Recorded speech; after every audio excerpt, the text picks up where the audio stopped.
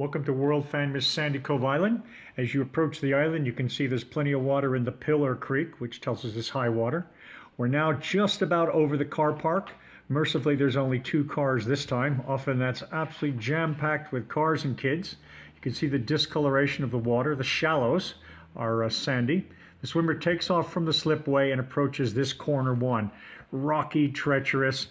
The real veterans are sometimes taking that with rocks on both sides. Onto the back of the island, often much rougher. It's concave, so the swimmer needs to be sure they don't get sucked in. Here comes corner 2. You can see a couple of rocky shelves. As long as there's not a big swell, they're pretty safe. Finally to corner 3, a great corner, it slopes away immediately. You can now see the beige house on your right, and it's a straight shot into the slipway, a scene of great races over the years. Please do not get in the water if this is the first time you've been in the open water all year. Please do not get in the water if you've been swimming with a wetsuit and you decided today is when you go into togs. If you've been in the hospital and got out yesterday, please don't get in the water. If you're suffering from the worst chest infection you've ever had in your life, please do not get in the water. This is not a you'll have a go, and if not, somebody will rescue you. We expect everyone to get in the water to finish the course. Please be safe, otherwise you'll put yourself and others in danger. Thank you.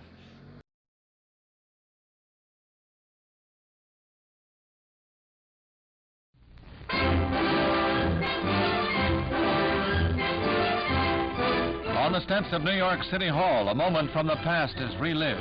Gertrude Ederle is there again, smiling for photographers, much as she did 33 years ago, when the big city paid her tribute for the big swim. It was August 27, 1926, when the 19-year-old Trudy returned from England as a national heroine. She had conquered the English Channel. Only 5 men had ever done it before, but Trudy's time was 2 hours faster, and she was a woman. The roaring 20s never were louder, and New York's reception was overwhelming and historic. This was the city's first ticker tape parade, setting a precedent for the Lindbergh reception the following year.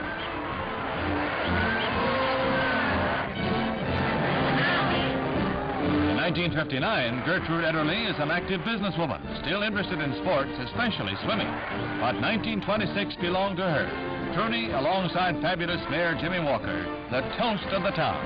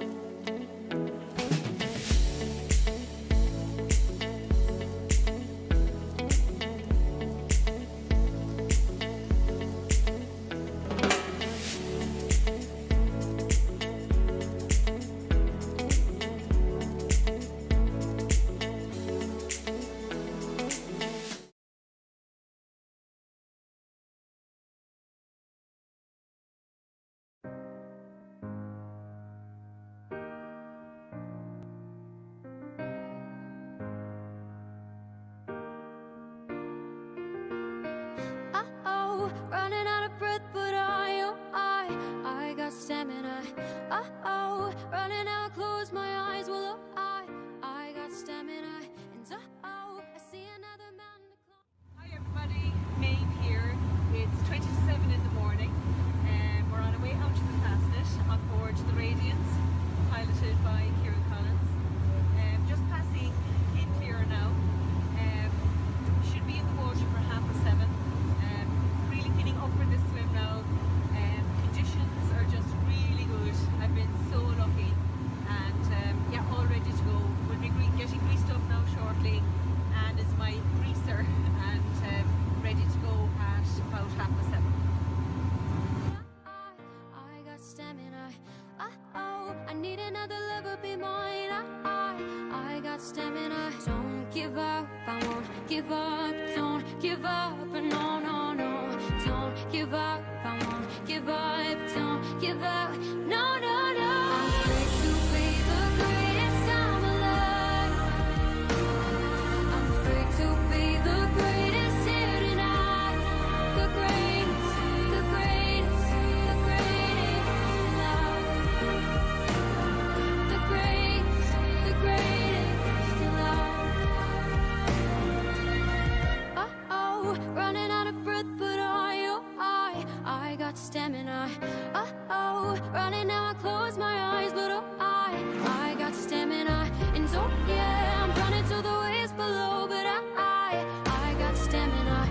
And so yeah, I'm running and I'm just enough, and I've got stamina. Don't give up, I won't give up. Don't give up, no, no, no. Don't give up, I won't give up. Don't give up, no, no, no. I'm free to be the greatest I'm alive. I'm free to be the greatest here tonight.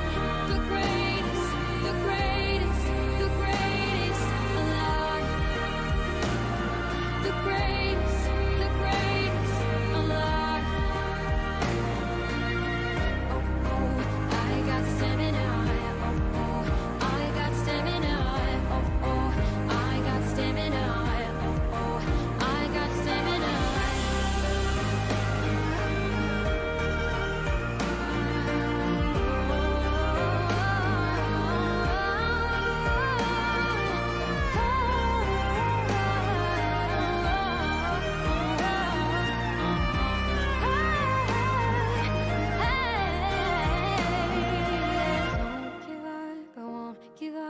Don't give up, no, no, no. Don't give up, I won't give up. Don't give up, no, no, no.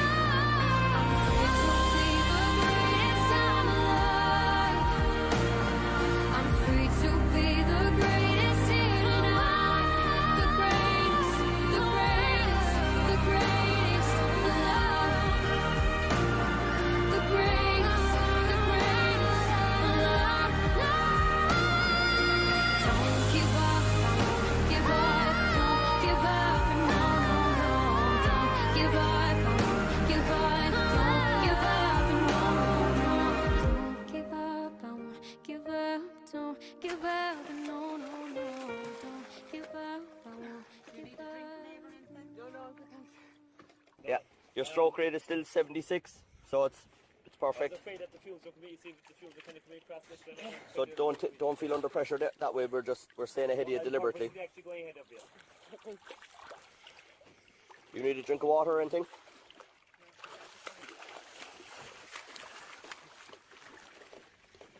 Good girl, you're flying up there, you've been great. Be the greatest I'm alive. I'm free to be the greatest here tonight. The greatest.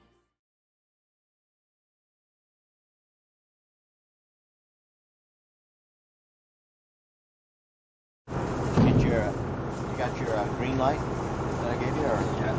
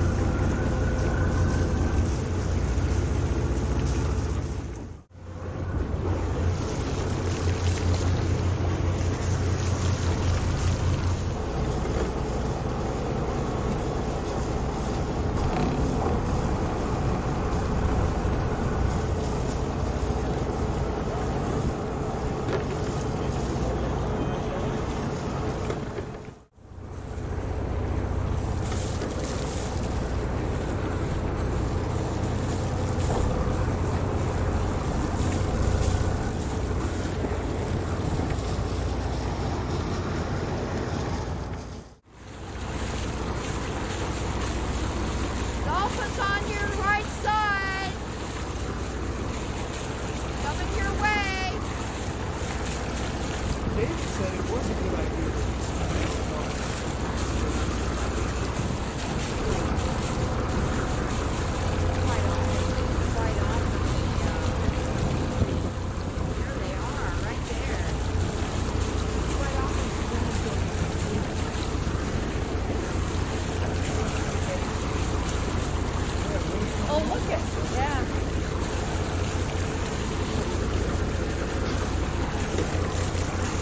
They're definitely checking Eddie out.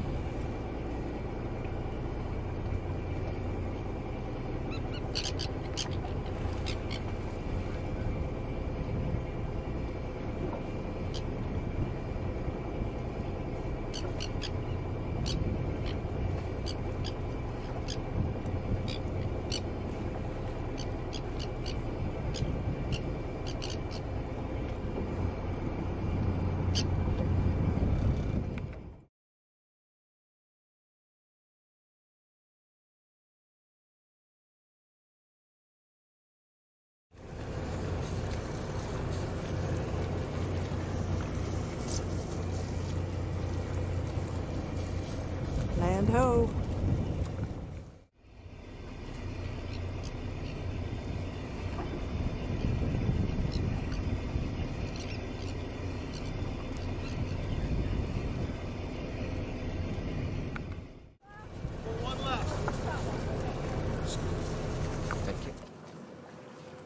Final kayak change.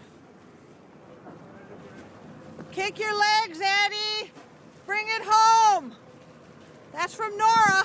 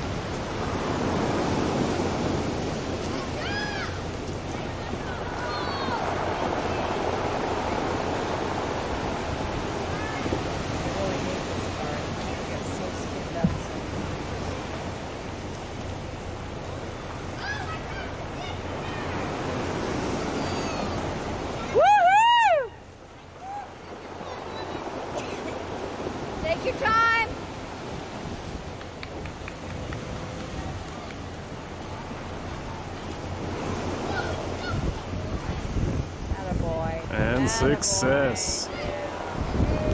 Attaboy. Woo!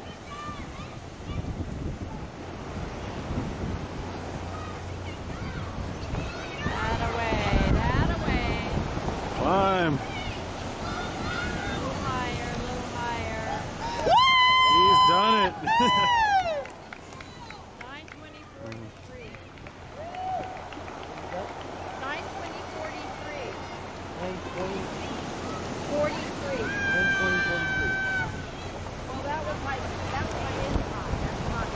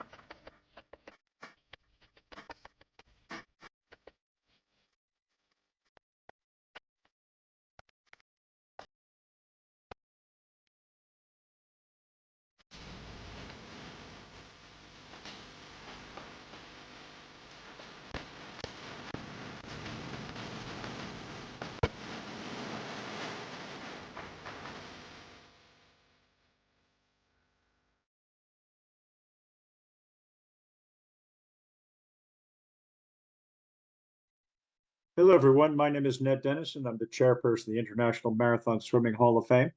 A little while ago, we had a first in our sport. The first man to swim a two-way North Channel, first swimmer to start in Northern Ireland, go to Scotland and come back.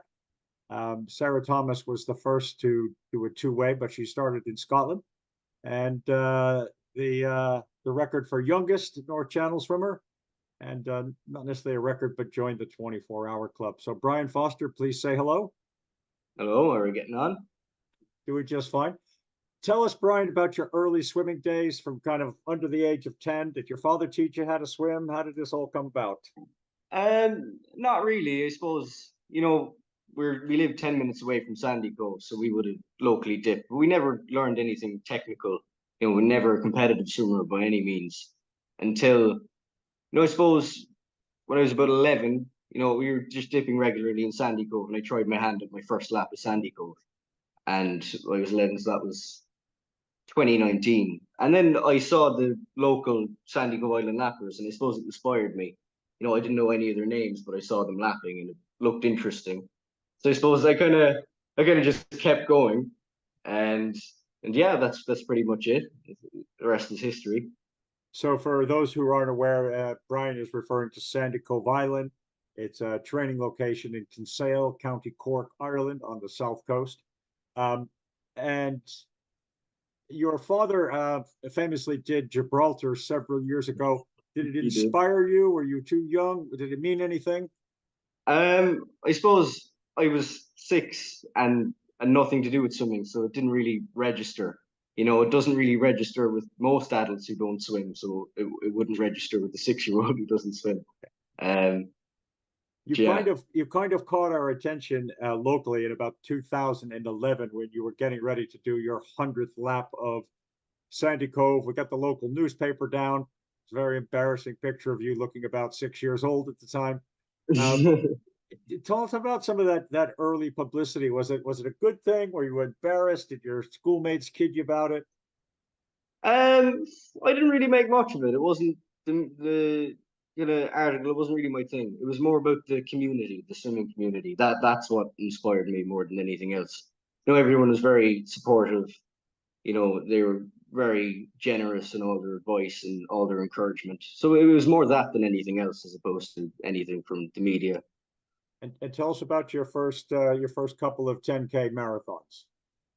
So my first 10K was in Majorca in Bestfest, but that was warm, fairly good conditions. My first proper open water 10K was around the Old Head, and that was organized by Rob Bahan, and he managed to get a boat, and he was very generous in giving in that. And I swam it with Haley Cullinan, so that was my first real kind of marathon open water experience, I would say, where I got a real taste for it. And Best Fest, for people who are not aware, is one of 25 to 50 long distance swimming events, camps around the world. I hear good things about just about all of them. You put 5, 10, 20, 50 people together with a common interest, and you usually are going to have a pretty good result. The 10K that Brian was talking about locally goes from Sandycove Island out around the old head of Kinsale. It's a very famous golf course, kind of the Pebble Beach of Ireland. The currents are nasty, and when you look up at the old head, you see the rocks are all twisted, and it's an incredible place to be swimming. So that's a great place to do it. You swam Catalina last year, which is your first sort of big, well-known marathon. Why Catalina first instead of Manhattan or English Channel or something else?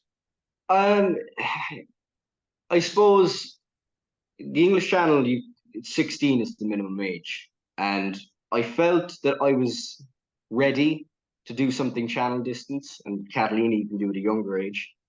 And also, I'd heard a few stories from Distance Week, and I remember talking to Matthias one day about Catalina, and the idea of it just grabbed me. It intrigued me, and I just went away and we booked it, and yeah. And you for this summer you booked both the English Channel and the North Channel. It's unusual for people to do both of them in the same year. What was the idea? What was the inspiration? How did you come up with that combination? Well, I suppose training for one is training for the other. If you're fit, and my English Channel was booked for early in the season anyway, it made perfect sense that if there was excess time and I trained that year, that I'd be fit to do another one.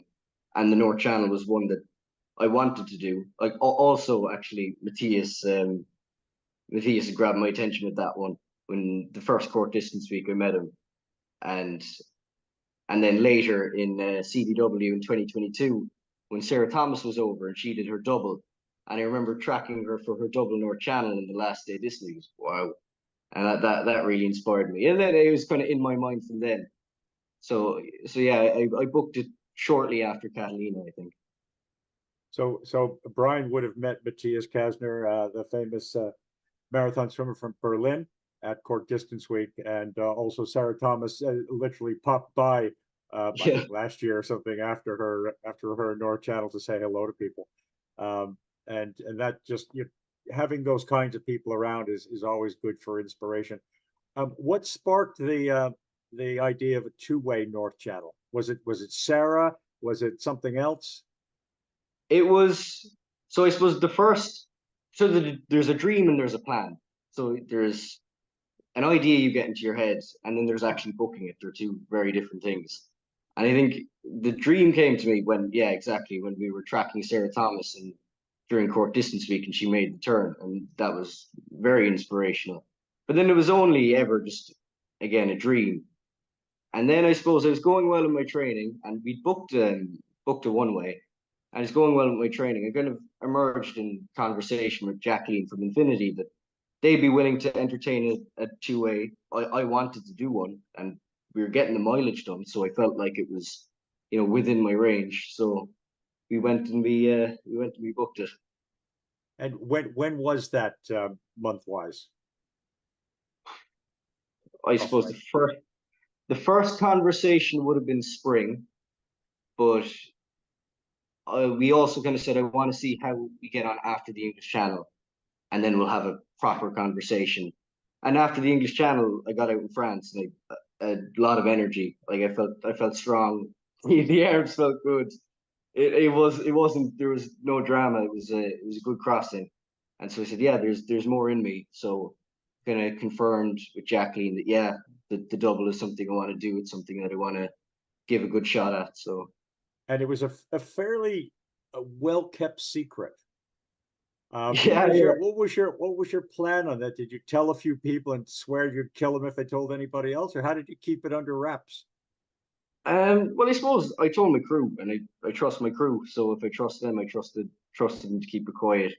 And I just didn't want to talk about the second lap because I didn't want to put too much pressure on myself. It was quite nerve-wracking already having to deal with it myself. I didn't need any external pressure. So I just told the people that would be, involved in the double plans, and they kept it at that. And yeah, I was happy. And walk us through the actual North Channel swim. At one point you were supposed to go up, and the weather was bad, and you didn't go up, and you were looking a bit miserable. What was that? Yeah, that was. I guess through the Thursday, Friday, Saturday, Sunday kind of timing. It was a very just complete head wreck of a week. So you get your daily updates from Infinity Channel Swimming, and it was a complete emotional roller coaster. And it was the weather; you can't do anything about it. But it was nonetheless, it was a head wreck. So you're getting the daily updates, and it was going, maybe Friday, maybe Sunday might be swimmable, but a one way only. And then it was one of the days; it was no swimmable days for the window, and that completely just destroyed me. And then the next day was there's a swimmable day, and the day after that it was no swimmable day. So it was a complete roller coaster. And then we had a discussion with Jacqueline and Padraig on Friday, and I think Padraig said, "Oh, the weather's just, I've only after looking since 4 o'clock, but it's gotten better, so I'm willing to entertain the double again." So that was great news. Nerve-wracking, but also there was kind of relief that we were getting a bit more certainty with the weather. But it was fairly uncertain. Like even driving up, it was a bit tentative. We never really knew what was going to happen. And even when we started the swim, we never fully knew that the weather would be there for a second lap. But we got it done. So the drive's what, about 6 hours? I think 5 hours. Okay. And looked a pretty good day going over weather-wise. Fairly smooth, not a lot of jellyfish. Yeah. There were 5 swimmers in the water. You seemed to be a little quicker than all of them, which probably made you happy. Yeah, it did. you landed on a beach, which wasn't a cliff, which is always nice. Yeah. And then you kind of, as you were swimming back to the boat, there were a few of us wondering what was going to happen next. We've slapped Anthony, who asked on social media, "Is the cat out of the bag yet?" And then you did a video. So talk to us about the video. Was it a plan, or how did that come about? Uh, was the video that we recorded the plan? Yeah. I suppose we made the turn, and it was the idea was, it was we were making the turn unless the weather was, let us or made us so we couldn't do the turn. And Finbar said, right, let everyone know what you're doing at the next speed. So I was spending the next half hour trying to think of something, witty to say at the next speed. And then when Finbar, pulls out his phone, he says, right, your adoring fans are waiting your response. I just said, oh, there was a ladder malfunction. So yeah. It was a classic video, and then social media kind of erupted, going, "What is happening?" And a few people said, "Well, this was his dream." Brian, what I'd like to do now is I would like to talk about some of the reasons for your success, what was behind it, and I'd Mm. also like to kind of do an unfair contrast, right? I'd like to imagine a 40-year-old swimmer from Iowa, which is the middle of the United States, single parent, uh, three children, working full time outside of the house. The nearest lake is an hour drive away. In the winter, it's frozen. In the summer, it's warm. It's definitely fresh water, and time is precious. I kind of contrast that, and now come back to 16-year-old Brian Foster. Talk to us about the factors that you made you a success, and people can make their own comparison to this mythical person I've made up. Well, I suppose there's a few variables in that. For one, it's time. There wasn't much responsibilities other than, telling Eilish that you got your minimum 35K for that week, and that was kind of my focus. She was your coach, And Eilish Burns, who's Eilish who's Burns, yeah. an honoree in the internet in the Ireland Marathon Swimming Hall of Fame, and she's coached about 25 channel swimmers.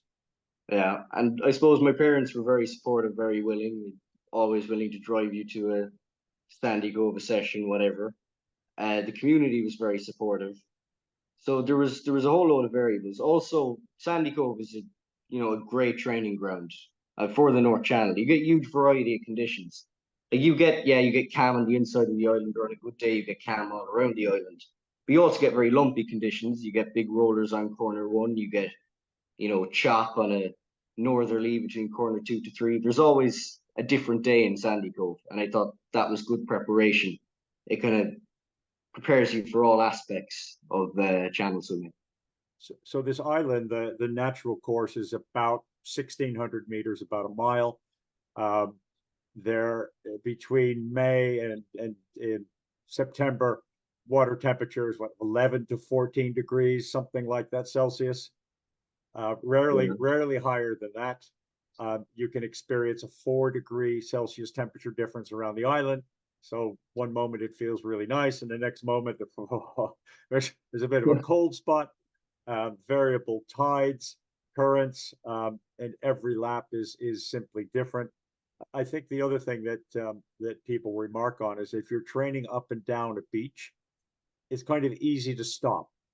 But when you're going around an island, at a certain point, you make a mental and physical commitment to the course. And in the case of Sandycove Island, what we call corner 3 is you come around corner 3, and if you turn a certain amount, you're headed back to the slipway.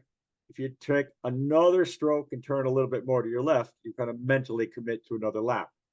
Yeah. So it's harder to get out. It's also worth mentioning, Brian, you didn't mention it, is you had a year which we called was it called a gap year? TY, transition year. Transition year. For the American viewers, this is basically you almost have a year off from school to play around.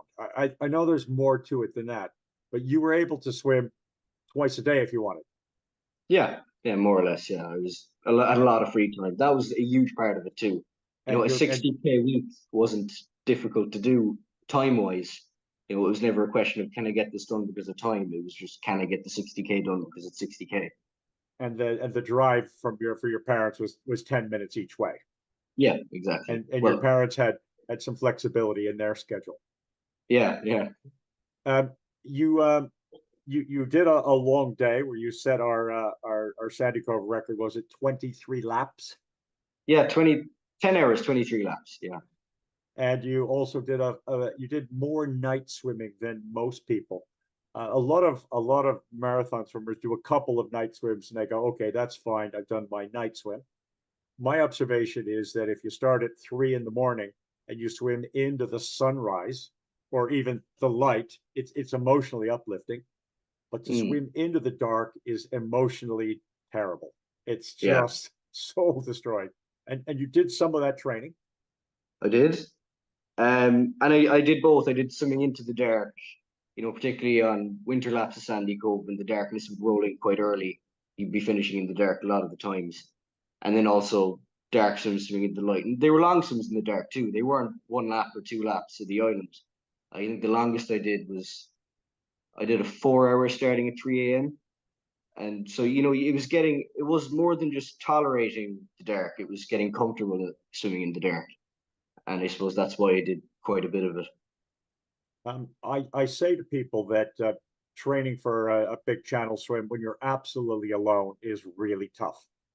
And the Mm, alone is more than just you're the only one there. In your case, when you needed to do a 10, 15, 20, what was it 28K pool swim, mm, you weren't fighting a bunch of people in a lane at open swim. You had marathon swimmers in the water with you, so you claimed a lane. mm. But I want to walk through sort of this the community at Sandy Cove Island and kind of go through what you got out of it. And I guess the first one for me is when you appeared at age 11 or whatever you were already swimming with more than 10 English Channel swimmers who had done swims around the world. Um, Yeah. so that was, you could look at them and you go, well, they don't look that good. They don't look that fast, or, they don't look that tough. But it gave you folks to focus on and to learn from. Yeah, it did. It was inspiring more than anything. Because there were so many English Channel soloists around the place that it was kind of normalized that it was never something that felt unattainable. It was always something that felt like, look, all these people have done it and they're great swimmers. But it's clearly a realistic goal if multiple people here in Sandy Cove have done it. And they were all great in giving advice. They were all great in giving support. So yeah, it was inspiring. So you would show up, there'd be other people getting ready to swim. You'd head off, a group of 10 of you. Um, when you did your 100th lap, you got a reward cap that said 100 laps. It seemed only a short time later, you got your 500 lifetime laps, you got your 1,000 lifetime laps, you got a Mm. 10K cap, you got a 25K cap. There were Friday morning cake mornings with rewards and announcements and prizes for people who had done things. How important was all of that to you to be that in that kind of community? I think it was important because I like challenges. I like setting goals for myself. I'm goal orientated, and I think things like the lap leaderboard that we have, you know, is motivating you putting up your laps. The caps, obviously, did you certain milestones. So yeah, I suppose it's sort of a healthy camaraderie and competitive rivalry between people that kind of spurs you on. And I suppose that's important. You know, it keeps you going, keeps things interesting. Yeah, my contribution to Brian's success potentially was that I was clearly his focus in 2022. It was, Correct. I'm going to beat Ned this year, every stroke, every lap, every time. We had two big races that year, and through craft and guile, I put the young fella in his place, but it hasn't happened since. Um, and it was interesting to see that Brian was so focused on me for that period of time, and I Mm. think it helped him.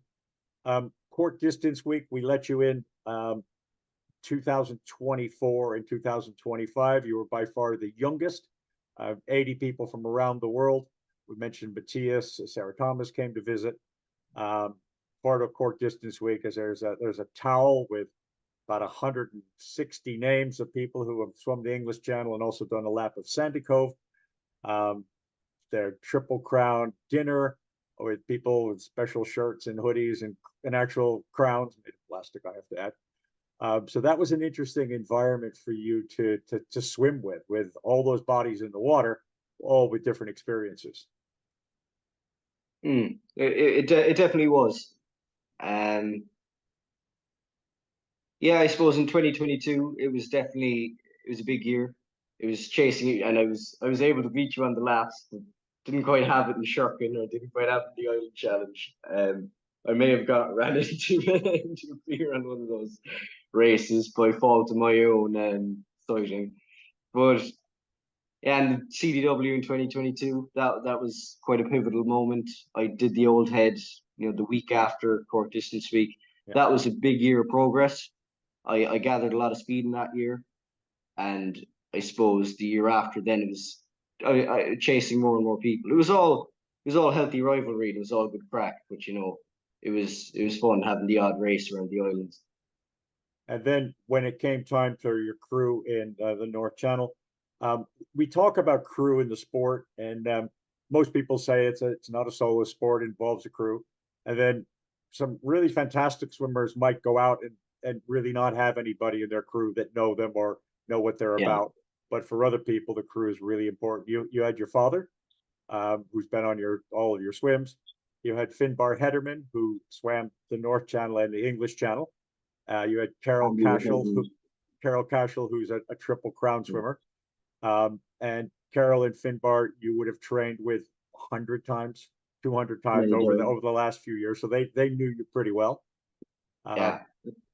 I was out in California with Finbar too for the bones of 2 weeks for our Catalina swims. So knew him well, knew Carol well, trained with her a lot. She was always great for giving the advice. So two people I knew well, I knew I could trust, were very supportive. Carol was on my English Channel crew along with my dad and Donna. And I wanted Finbar for the North Channel experience too. He's done a lot of swims, and particularly the North Channel. So yeah, it was the dream team, really. Couldn't have asked for a better crew. It was perfect.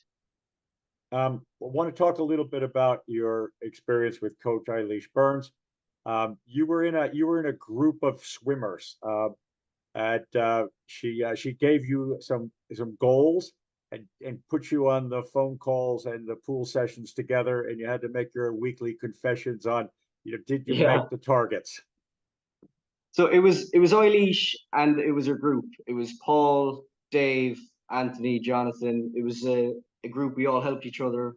If you couldn't make it for a 25K that somebody had to do, you could make it for the first 10K or the last 5K. And it was all very supportive and all very giving. And that was big. We helped each other. We spurred each other on.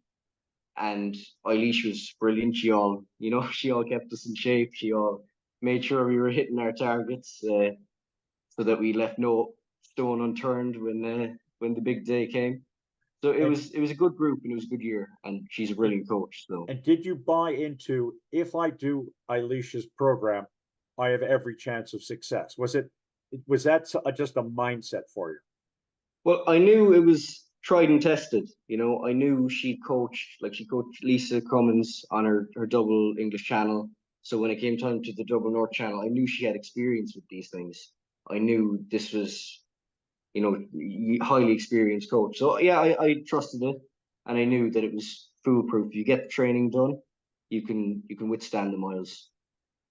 One of the things worth mentioning is that when you finally got in the water in Northern Ireland, Infinity had 5 swimmers in the water that day. There was a small weather window. It had been crap before that. There was a window on the Sunday.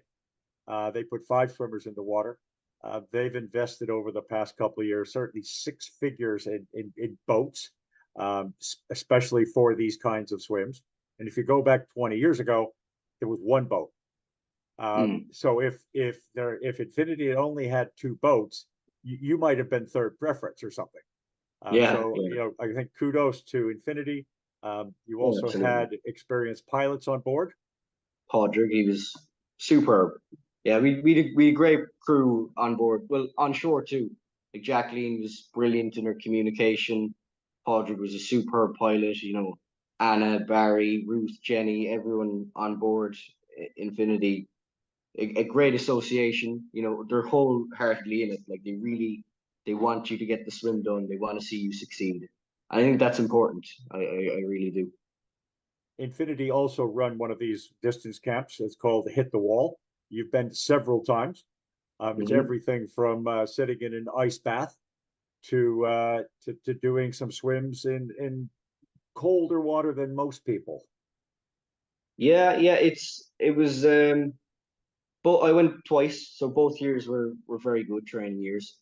I think the important thing too that was good about Hit the Wall is I met people who were more similar to age that were doing marathon stuff also. So Jessica Robson in 2023, this year Jessica Robson, Oscar Black, Daniel Smith.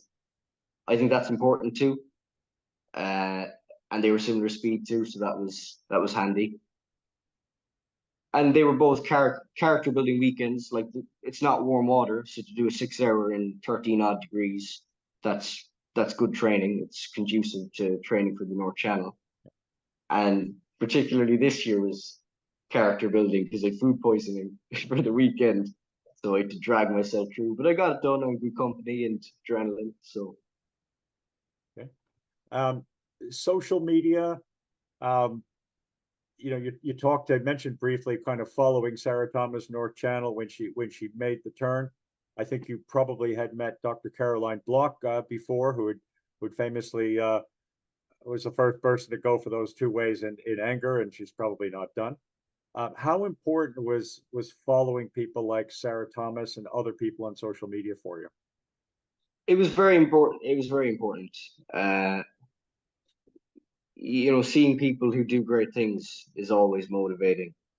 You know, you know it can be done. So the idea of a two-way North Channel wouldn't have even been a concept to me if I hadn't seen, you know, Sarah Thomas do it. It's the idea if somebody does it, then you can conceive it, then you can wrap your head around it. It makes sense. I suppose Andy Donaldson too. He was at Hit the Wall in 2023, and then I followed his Ocean Sevens journey. That was very inspiring. So yeah, I suppose you see people do amazing things on social media, and it's inspiring. And do you have any public goals you're going to share with us now for the future? I'm hoping you're going to say you want to get a car, you know, start going to the pub, and so I can start being faster than you again. Hopefully you're going to say that, Brian. Come on, I want to hear it. No, so I've nothing booked. I would love to do the double Irish Triple Crown. So that hasn't been done to my knowledge. So the double North Channel, double Fastnet, and double Galway Bay and Fastnet have yet to be done. But that's something that I have my eyes on. I'd love to do that. So Okay. that's where I'm at the moment. But we'll see. Brian, thank you very much for the conversation today. Congratulations on the several records you've achieved. The ones where you're the first, they can never be taken away. But where you know there'll be somebody that turned 16 the day before that's probably going to end up younger than you or something. So you know, cherish those first ever records because no one can ever take those away. So thanks again, young man. Thank you very much. Appreciate it, Ned. We'll talk to you. If you've enjoyed this video, we've recorded another 150 of these, and they appear on the International Marathon Swimming Hall of Fame YouTube channel. I'll put the contact up in a minute, and thank you very much.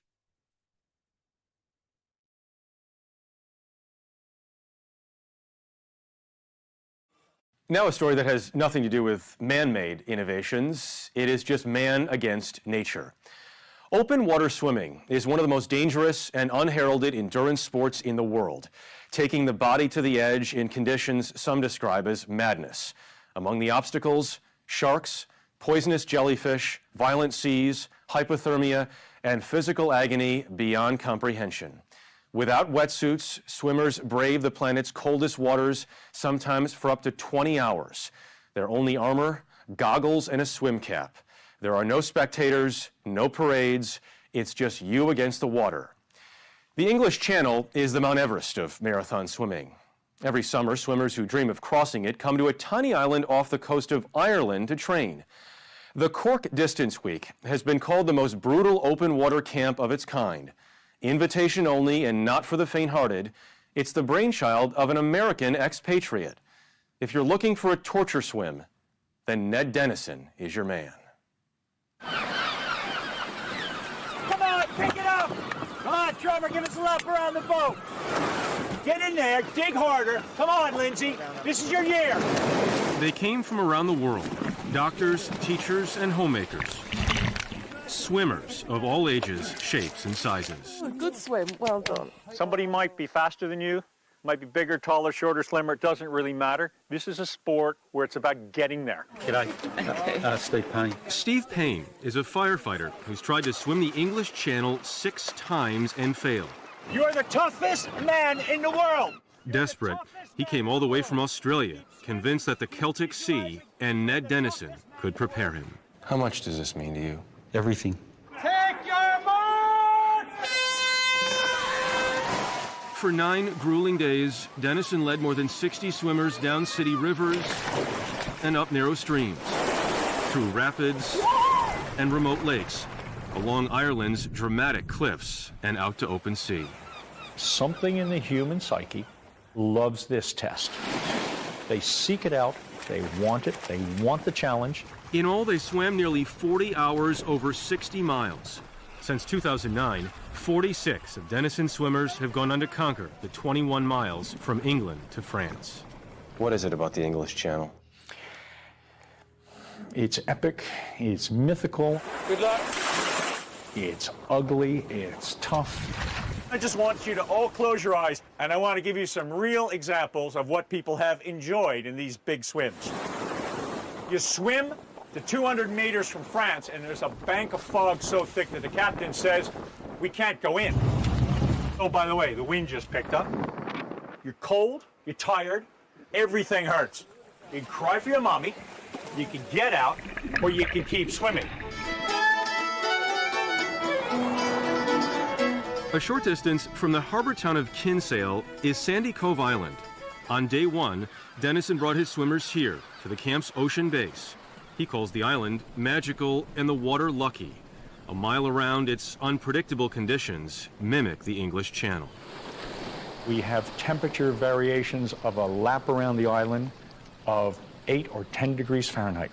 So when you've rounded the first corner and the temperature's absolutely dropped, you're likely to get into much rougher water. Sometimes it's like a washing machine. A washing machine set to cold, with temperatures as low as 50 degrees. If you pour a cold bath right to the top, that'll be warmer than it is in here. If you spend too long in cold open water, what can happen, worst case scenario? You get hypothermia. The warmth goes into the core of your body, and at some point, if there's no more warmth, your organs start failing and you die. To avoid hypothermia and survive the 12 to 15 hours on average it takes to cross the channel, swimmers spend hundreds of hours acclimating to icy waters. A few hours in these frigid seas left swimmers shivering, their faces blue. It looked less like Ireland in summer than the sideline of Lambeau Field in winter. You tend to get the claw. The claw. Yeah, it's called the claw, the swimmer's claw from swimming in the cold so much, but I find... And this is fun. Yeah. I'm cold right now. In the channel, wetsuits are officially banned. So to appreciate what these swimmers endure, I took the plunge. All right, the water's gonna feel cold to start with. Once you get in, if you move your arms, the first 11 strokes will not be cold. Then it will hit you. We're gonna head straight out here. Ready? Yeah. The cold instantly crushes you. Holy shit! I'm impressed. Unbelievable. Unbelievable. This is a warm day. God, it's like when it hits your face. You can't even breathe. You cannot breathe. Swimmers spend 4 hours a day in these waters. I lasted 4 minutes. First time's horrible. Second time's not much better. The third time, your body and your brain are sort of getting used to it. Ned Dennison has swum around Sandycove over 1,200 times. At 6'6", with the wingspan of an albatross, he is a legend in the world of marathon swimming. He's fierce, and I like that. He owns the water. The water's parked in front of him. The Lord has risen. He walks on water. By day, this open water guru works in IT sales, but his mind is never far from the sea. His walls are lined with charts of his global swims, from the English Channel to a stretch in South Africa full of great white sharks. You're swimming at night and your hand hits something, and it doesn't move away, or it swims away. At night, in the dark, when you're all alone, when you've been out there for 12 hours and you're tired and you're lonely and something just moved, you better be pretty strong mentally. It's 90% up here and in here. It's, do you have what it takes? I do not understand swimming. I've never taken a swimming class. Well, you don't understand swimming? I don't coach swimming technique at all.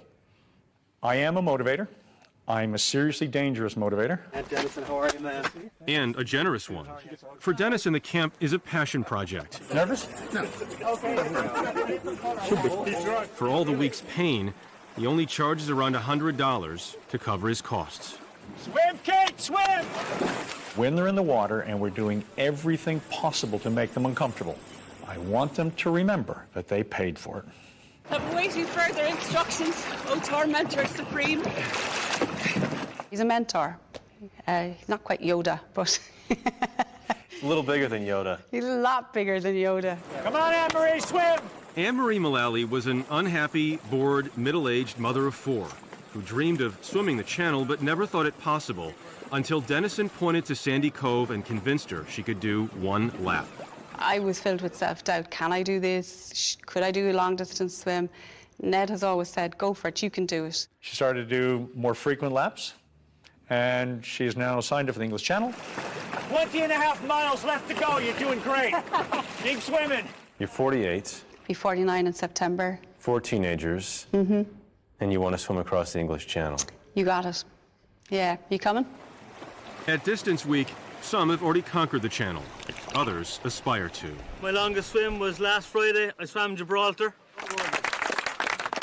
My next challenge is to butter my wife up so she'll let me do something similar again. The camp lures some of the world's elite marathoners, like Adam Walker. This is the ultimate challenge of yourself, mentally and physically, because there's nowhere to hide out in the middle of the ocean. Walker came to prepare for the last of the global swims known as Ocean 7. What a fantastic spot. The equivalent of climbing's 7 summits. During his quest, he's been escorted by dolphins in New Zealand and stung by a Portuguese man-o'-war in Hawaii. If it was easy, everybody would be doing it. And all these people lined up at this camp want to be different to everybody else. Everyone has something to prove, demons to battle.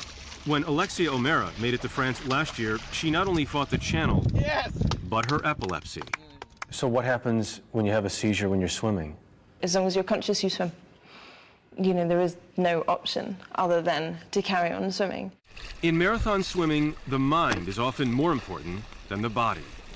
Sarah Tunnicliffe doesn't look like an endurance athlete, but she swam the English Channel in just over 16 hours. I'm very proud. My body got me to France. My broad shoulders, they did 45,000 arm strokes to get me to France. I'm proud of every single little muscle that I've got on my shoulders. Steve Payne is an Ironman, but in 6 attempts, he's never been able to cross the channel. You finish 19 Ironmans, and the channel breaks you down. Yep. You just totally lose every bit of confidence that you had, and you start to doubt your own ability and your own strength and your own resilience. Payne came to camp hoping to gain the mental toughness for his upcoming 7th attempt. Couple more laps, you're in France. That'd be nice. I'm sure you visualize standing on the beach in France. Yep. What does that look like? I know there's no cheering bands, there's no people waving flags. But that doesn't matter for you. All that matters is... Not at all. Swimming alone, in pairs, or as an armada, each of Denison's swims is designed to test their resolve and prepare them for the unexpected, because the stakes can be life or death. You had a swimmer who was here 2 years ago, who tried to swim the English Channel just after leaving. What happened? He suffered a massive heart attack less than a mile from France.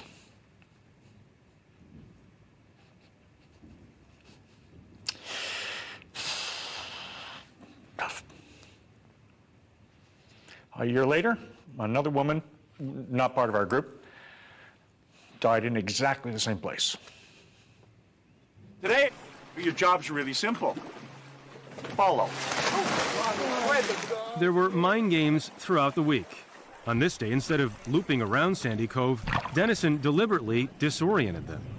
Where are you? What? I have no idea at this precise point exactly where we're going. There was a swim in a hidden lagoon that turned into powerful rapids. A rescue boat at full throttle struggled to pass through. The swimmers took a different approach. And you're headed out that way. Let's go. Denison saved the worst for last. Sprint! There was his infamous torture swim, a punishing 3 hours that pushed swimmers to their limit. You're the Terminator in the water. Keep swimming, man. He's really testing us. He's pushing everyone to the brink. He yelled, Come on. teased, You know you've been in pain most of the week. and tortured, You have a half an hour to get... sending swimmers in opposite directions, and ordered Steve Payne to pull a boat with a rope around his waist. Mile from France, Steve. Mile from France. This was a dangerous place. Watch out for Adam up here. Boats circled swimmers to kick up waves. You went round me about 5 times. I was like, seriously, fuck off. And sprayed them with the motor. Beaten down, their longest test came on the very last day. 3 laps is all we reckon you gotta do. A 6-hour swim to qualify for the English Channel. Can I have a show of hands of all the ones that completed the 6 hours? Put your hands up. Come on, guys. Well done. A lot of you've got your own goals. Some of them are taking place quite soon. Listen, all the best with all those goals. See, kids? In the weeks after camp, a number of swimmers set off from Dover, England, including Steve Payne for his 7th Channel attempt. Why is it that you keep going back? It's unfinished business. It'll be different this time. It'll be a different story. In the end, it was not. After 7 hours, only halfway to France, Payne, physically and mentally broken, pulled himself out of the water. He failed, but 6 others triumphed. Another 6 completed a relay, including Anne-Marie Mullally, an achievement they now share with a long line of Denison graduates who conquered the Channel by surviving Sandycove.